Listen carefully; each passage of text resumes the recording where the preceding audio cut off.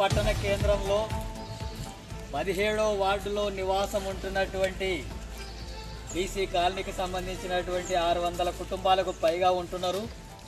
20 సంవత్సరాలకు పైగా ఇక్కడ నివాసం ఉంటున్నారు. పెద్ద ఎత్తున ఇండ్ల స్థలాల కోసం పోరాడి ఇది సాధించుకున్నటువంటి భూమి ఇది.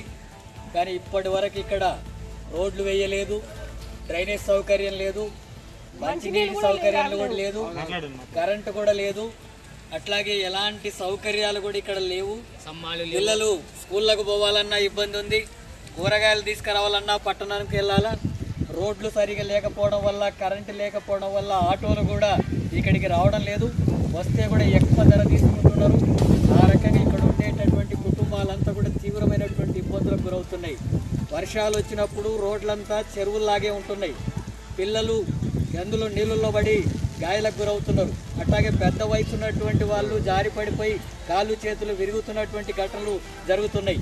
మరి ఇలాంటి ఘటనలు జరుగుతుంటే ప్రభుత్వానికి, అధికారులకు, ప్రజా ప్రతినిధులకు అనేక సార్లు విజ్ఞప్తి చేశారు, ఆందోళన చేశారు, ధర్నాలు చేశారు, నిరాహార దీక్షలు చేశారు. అయినా సరే ఈ సమస్య పరిష్కారం జరగడలేదు. మరి ఇంతమంది నివాసం ఉంటున్నప్పుడు కరెంటు లేకపోతే రాత్రిపూట పిల్లలు ఎట్లా ఉంటారు, అట్లాగే పాములు తదితర ప్రమాదాలు జరిగే పరిస్థితులు ఉన్నాయి. అయినా సరే కరెంటు సౌకర్యం లేదు. మరి మంచినీళ్ళు అయినా ఉండాలి కదా, కనీసం వర్షం వచ్చినప్పుడు నీళ్ళు పోవడానికి డ్రైనేజ్ సిస్టమ్ లేకపోతే ఎట్లా నివాసం ఉంటారు? ఇక్కడ మనుషులు ఉంటున్నారు కదా, కుటుంబాలు ఉంటున్నారు కదా, పెద్ద వయసు ఉన్నారు కదా, పిల్లలు ఉంటున్నారు అనేటటువంటి ఇంగిత జ్ఞానం లేకుండా ఈ సమస్యను పరిష్కరించడంలో నిర్లక్ష్యం చేస్తున్నారు.